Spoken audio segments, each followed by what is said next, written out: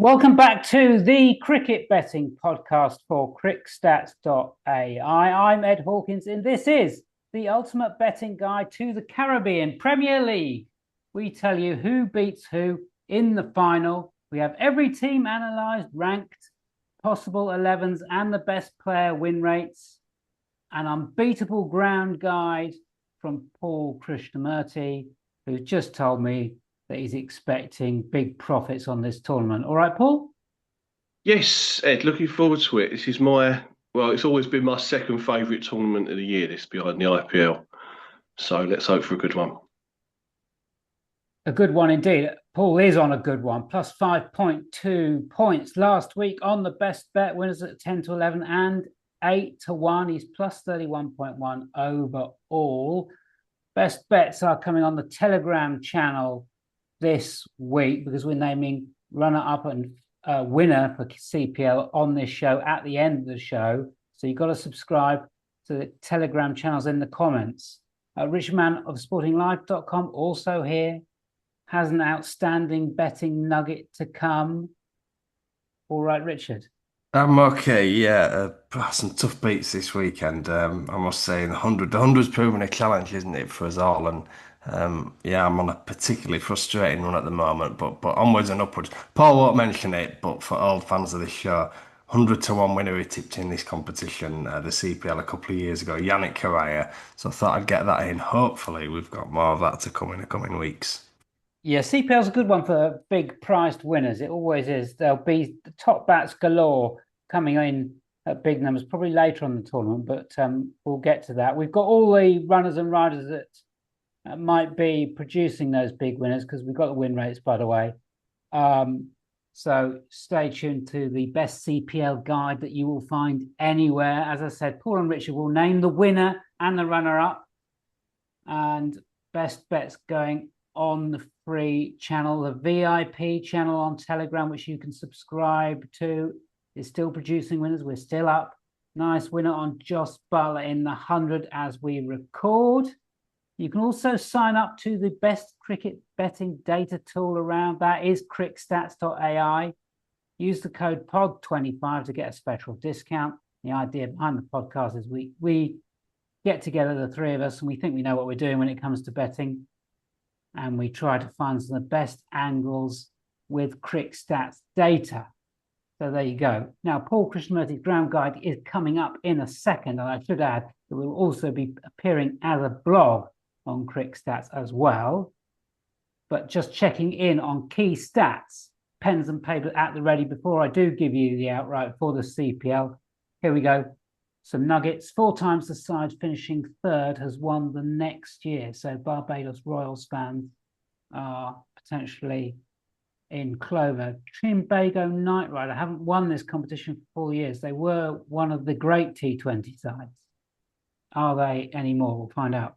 Only one back-to-back winner. That is TKR. So that's not great news for St. Lucia Kings, who are the holders. Your fate of your league winners the last 5 years are runner-up, winner, runner-up, third, and winner. And we've got the eliminator qualifiers final format. Your best prices then. For your outright. Trinbago Knight Riders, 95 Betway. Guyana Amazon Warriors, beaten runners-up. Last time, Bet365 Betway, VBet 92. Royals, the same price of Betway, Unibet, and BetMGM. Patriots and Kings at 6s with Betfred, and then Antigua and Barbuda Falcons, the new franchise after one season. They're 14s with Bet365, Betfred, Betway, BBet. We go through each team in reverse order, so it'll be outsiders first. But let's tee up Paul Krishnamurty with the all-important ground guide. What are the highlights for our betting pals, Paul? Okay, I'm going to run through all 6 grounds. Now, first of all, I'm not going to rank Antigua North Sound because the sample in T20 is just too small. 7 matches, all in the World Cup, mostly one-sided. What I would say is it did look pretty good for runs, as it has in ODIs. Scotland hit 153 off 13 overs here against Oman, and there were a couple other 190s, so I think 200 within range. But Remember, in the CPL, 200s are pretty rare historically. This is not like the IPL. 200s are high-end scores. This is a good ground for batting, I think. Now, for the other five, we'll start number one. Bros Eyelet, Darren Getsami Stadium. This has got to rank number one. Very consistent high scores. 20 out of 27 first innings here, 160 plus. 13 out of 27, 180 plus, so almost even money. 200, very, very plausible there. Second, Warner Park. And that's as much because of the recent numbers. On the recent numbers, it really would be number one. 5 of the last 8 first innings were 197 plus. Historically, the average is way down, and you end up with only 7 out of 49 being 200 plus in the last 5 years, 28 out of 49, 160 plus. But I suspect that's way down because there were a lot of matches here played in 2020 during lockdown, and the scoring was just much lower then. Third place, Barbados, Kensington Oval, 9 out of 22, 180 plus. So again, like it's plausible, 200 is plausible, 15 out of 22, 160 plus. I'll say the par's 170 there. Fourth is Providence, which hosts all the games at the end. This is very much a middling ground. Like there's only one game in 40, one in first innings in 41 that's been sub 120, and only 11 out of 41 and 180 plus. I think if you get 150 to 170 middle here, you're going to do very, very well. You'll win a lot of games. Noticeably here, there's only 13 out of 39 matches, so 1 in 3 has 15 sixes. Now, that's very low by modern standards. And the spinners tend to do very well here. And then clearly bottom by a long way is the Brian Lara Cricket Academy at Tarouba. Only 1 200 score in 39 matches. Only 1 in 3 matches comes in 160 in the first inning, so that's very low. And by contrast, 12 out of 39, almost the same, a sub 120. Only 10 out of 39, 15 plus sixes. It was very low in the World Cup, but there were a couple of decent 170 plus against South Africa last year. So the jury's out a bit, but it's still clearly bottom of the list. There you go. I told you it was unmissable. You won't go far wrong if you just use that to punt on the CPL. Richard's much hyped nugget. I could go to it now, but as it involves Antigua and Barbuda Falcons, we're going to keep him at the leash. We'll give you prices to finish bottom and to reach the final with these team guides as well. So let's start with those 14 to 1 rags, Antigua and Barbuda, 6 to 4, bet 365 to finish bottom, 5s to reach the final numbers and Betway. Last 2 years, well, they've only been around for one season. They finished 5th last season. Average first innings score 149. Average first innings against was 150. Best top bat win rate, well, that's Breeze with 4 wins from 7. Imad Wasim went 1 top bowler 3 from 10, and looks like he's tuned up nicely in the 100. Your possible 11 is Greaves. Raheem Cornwall comes into this team. Jules Andrew, Shakib Al Hassan, Bevan Jacobs, the Kiwi, Fabian Allen, Imad Wasim, Odin Smith, Django, the keeper, McCoy, and Naveen Ul-Haq. Richard, are they? Well, I was going to say, are they too big at 14s? Give us your nugget first, and then we'll come back to that question. Well, okay, I'll jump straight in. We talk a lot about the tie, don't we, in T20 cricket, and I think this is a team for the tie. I really do. Average first team score, as you've just said, 149 against 150, so it suggests that there's no real strength either way and that they would be involved in a lot of close games. And that was exactly what happened last year. So they only won 3 games last year, but look at the method or margin of victory. Sorry, they won by 6 runs, opposition 9 down. Won by 6 wickets with 6 balls remaining. Won by 2 wickets with 2 balls remaining, and they also lost matches by 1 wicket on the last ball, by 3 wickets on the last ball. Very, very close games, and that marries up with the numbers on quick stats about the bowling attacks and batting scores as well. I think they probably actually were a bit better last year than the results suggest because they lost a couple of close ones, but I think they're going to be involved in close games again, and we talk a lot about the tie, and it'll be something I'm sure we'll talk about more. This could be the team for that.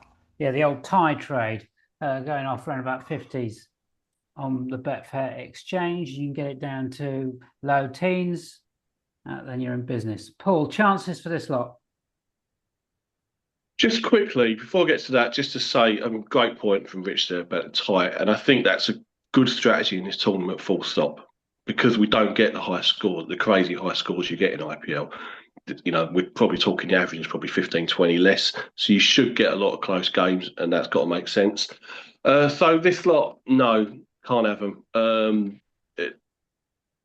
They've brought some good bowlers, right? Naveen, Seals, good bowlers. McCoy's okay, but the batting was poor last year. Greaves and Imad were their only decent batsmen really last year. Only ones producing decent numbers, and I don't see what they've got. They've brought in Amir Jangu. That's about it. I don't see them. I see them struggling. They have got decent bowlers. Gazan Far's a decent signing, the Afghan spinner. But you take a couple of positives like Naveen, the Seals, and him, but then they've lost Chris Green, they've lost Mohammed Amir, lost Fakhar Zaman. So no, I think they're poor. Rich, I'll ask you that question then. Any chance at 14s? No, not really. Batting's really weak, isn't it? I mean, we always talk about in this competition the need for all-rounders, and they have got quite a few. Allen, Shakib, Imad, but the top four. I mean, we'll go on to the other teams in a minute, but when you tally them up with the other top fours and fives in this competition, they're way behind. Can he ball in attack, but it'll need to be. All right. Any more business on this lot? I think we've covered them really, haven't we, with that tie, and there's plenty of nuggets in there. We okay? I've got nothing else to offer really. Okay. Well, let's have a look at the Patriots then. Um, who, where did they finish last season? Bear with me while I've lost my script. Well, they finished bottom the last two seasons. They're forced to do so again with Bet365, 12 to 5 to reach the final. Bet365 Betway. Your average first inning score 4-1-5-4 and 170 against. Your best top bat win rate is Andre Fletcher at 33%. And we've got some value here on best top bowler win rate with Salam Awaka coming in from TKR. So he was winning at 37% last time. And also just keep an eye on Ashmead Ned, who had won 4 from 8. Could one be going under the radar? Possible 11. They go hard up front in the opening slots with Lewis and Fletcher, Athanaze Mayers, Michael Louis, Bosch, that's Corbin Bosch, Jason Holder, Nawaz, Salam Kahale, already mentioned, Ned and Faruqi. So the trio, Holder, Salam Kahale and Faruqi, all coming into this team, having had problems keeping it tight. 5 bottom place finishes overall as well. Paul, 4-1 floating your boat, or have they solved those bowling issues with those trio signings? No, I think the thought one's a cracking bet. And I think, again, I look at those odds with Bet365 and I can't help but thinking that they just cupping and paste what they did last year, which was wrong because they got 2 points. This lot should clearly be bottom, be the outsiders. You mentioned the bowling last year. The only 2 bowlers that's averaged, the only 2 people to do anything were Hasaranga, who was only played 4 games but had an economy below 8, and Norkia made double figures for wickets. They've lost them both. So, yeah, okay, Faruqi decent, Nassim perhaps decent. Don't know, might be in decline. I don't think there's that much of a gain. Holder's a decent signing, I guess. Mohammed Nawaz a decent signing, but no, I think they're going to struggle again. I think they're really way off the pace. Richard. Yeah, I would agree. Salam Keel, I think that's a great pickup there. I do think they've strengthened a bit with the ball. Fletcher was very good. I think there's a bit of batting in there. I don't think they're quite as bad as Paul's saying, but again, we're obviously going to get up to in a minute, the top teams, I think they'll probably get out muscled. I do think they'll improve the bowling now. Let's have some nuggets from Paul and then Rich, please.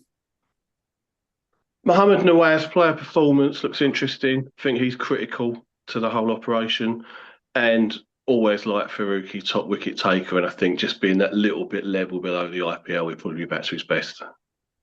Salam Keel for me later in the competition, in particular when the grounds get tired, I'd be interested sort of price he's going off. I think he's really good. Right, St. Lucia Kings, the champs, are next. 6-1 with Betfred. 12-5 to reach that final with Bet365. Falls to finish bottom. Last 2 years, winning it last season for the previous season. With the bat 4-160. With the ball against 145. Your best top bat win rate is Charles, 32%, which is very good.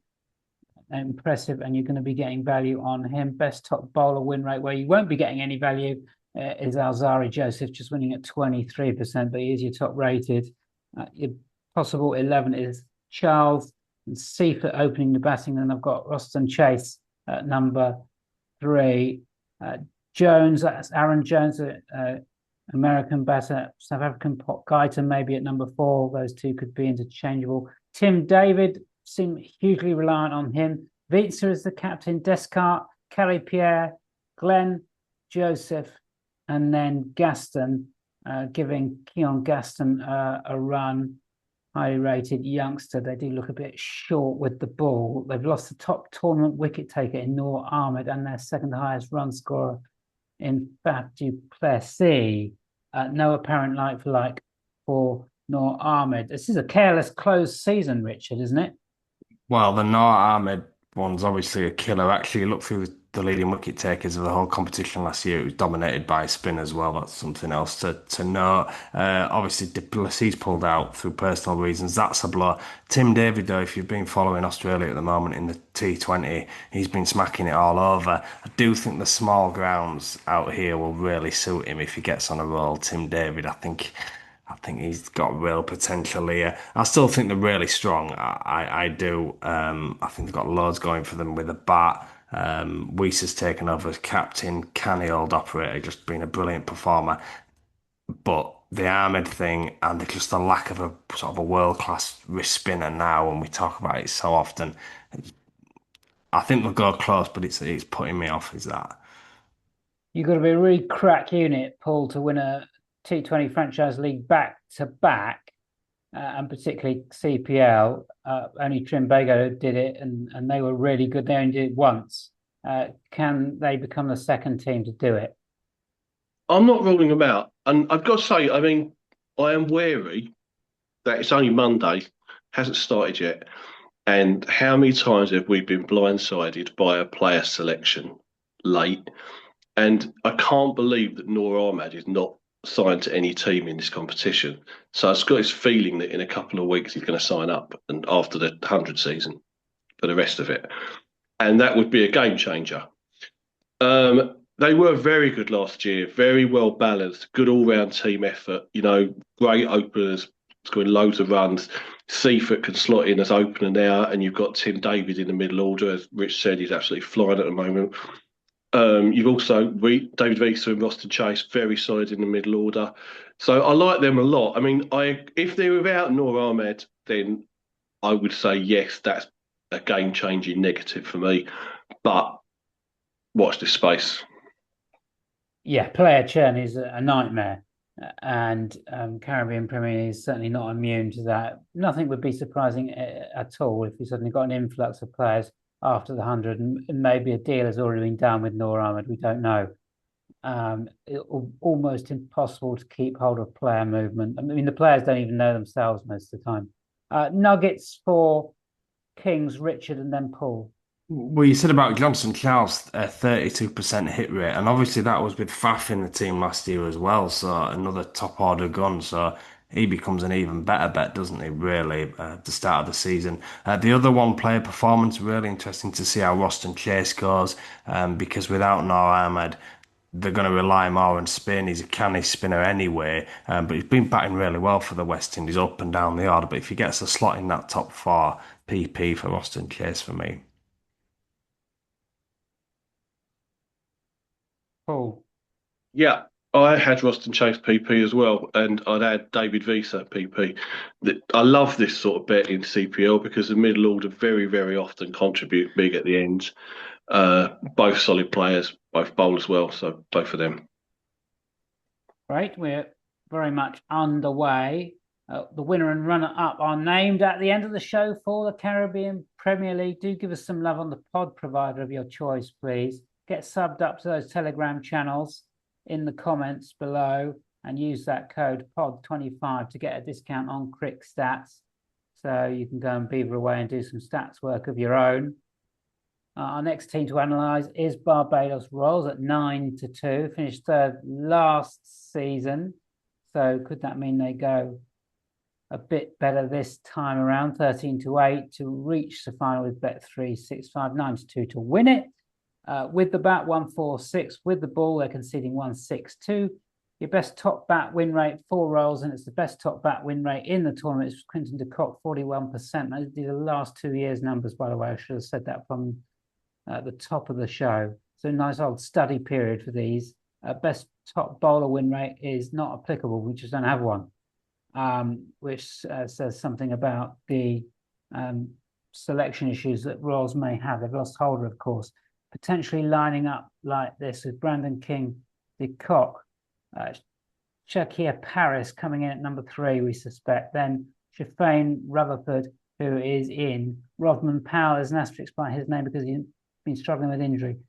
Asmatullah or Morzai should go well in a tournament like this. Naeem Young, the all-rounder, is one to watch. Kadim Alain, Warrican, then Mujib, and Ramon Simmons, the pacer.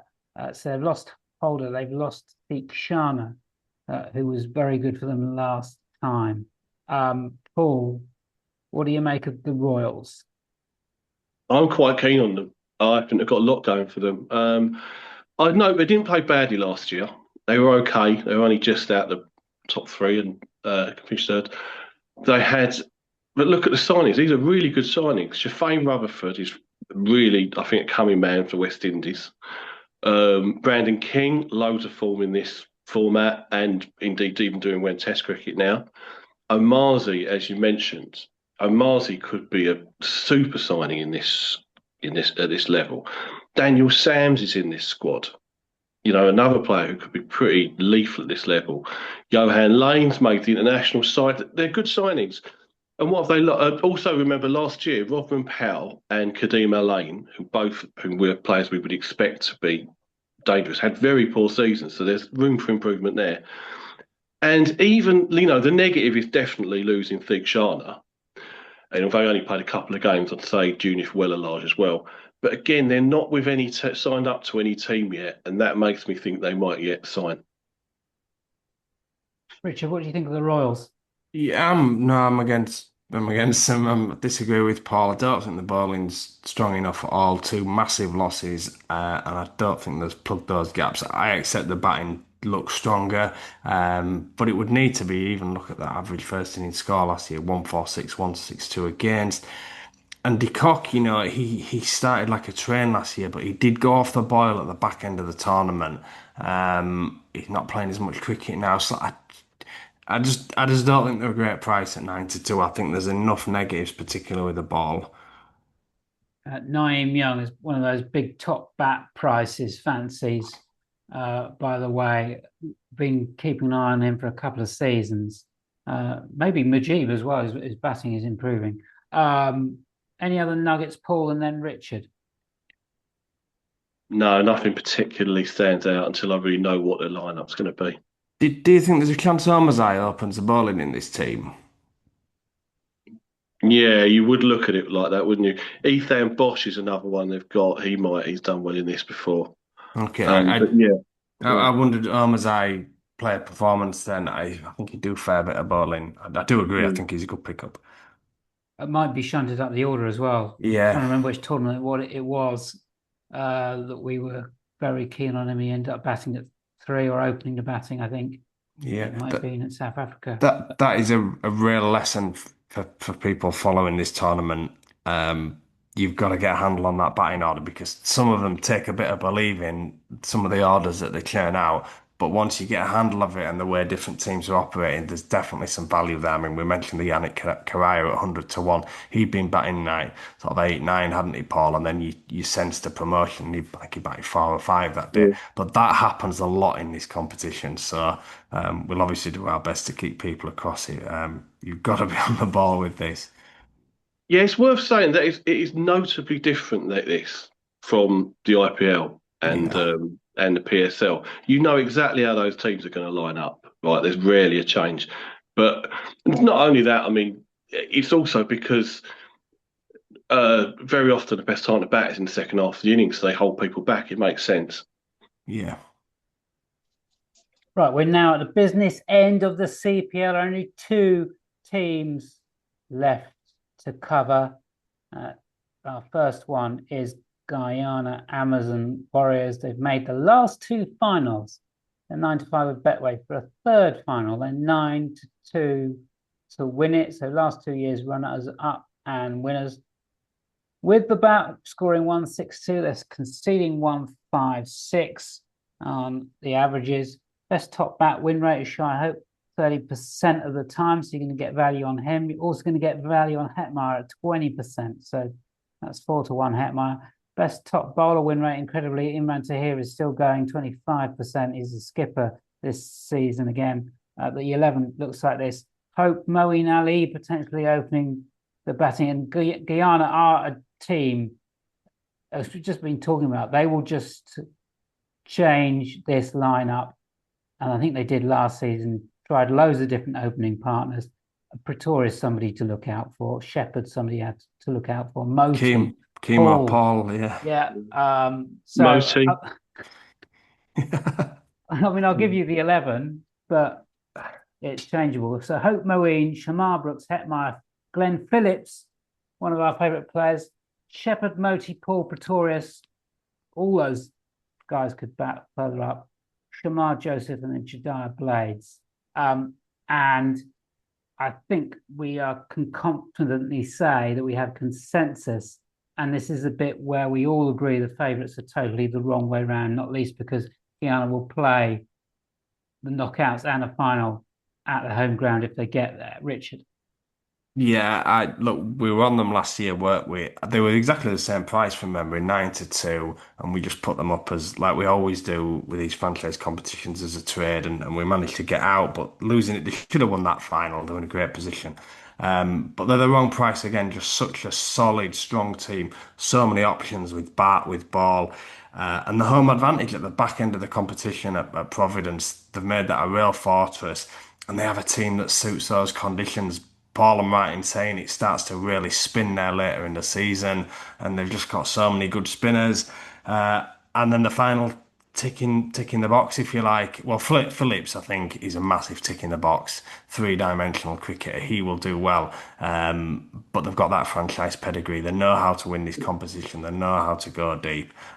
They're way too big for me. Glenn Phillips, the best pound for pound cricketer in the world, whatever format. Paul, do you concur about the price on Guyana? This is what I was saying before. I think that Bet365 and the others have just copied and pasted last year's odds and not learned any lessons, right? There's just no way they are 9-2 chances when you've got the playoffs and the final at their home ground. And the team that's made the playoffs 12 out of 12 in CPL. They're relentlessly consistent. They know how to play. Look at some of the churn with these other squads. There hasn't been that much churn with this lot, right? I mean, I've got my list here of important players. They've lost Gurbaz. Okay, it's a bit of a loss. Azam Khan, a little bit, but they've got Ben McDermott. That's a good signing. Shamar Brooks, good signing. Jediah Blades is. I haven't seen that much of him, but he's just made the international side, so he must be decent.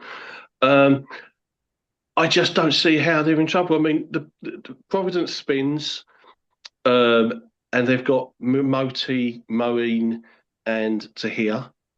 And then for their pace bowlers, they've got Romario Shepherd and Shamar Joseph, the two international pace bowlers, and Jediah Blades. What more do you want? The spinners as well, with finger spinners, obviously you tend to don't what you'd avoid mowing against right-handers. So mowing will bowl against left-handers, Moti will bowl against the right-handers, and then Tahir as a wrist spinner will bowl against them both. They just tick every box. So depending on who they're up against, Moeen or Moti will probably bowl in the power play, depending on whether it's right or left-handers.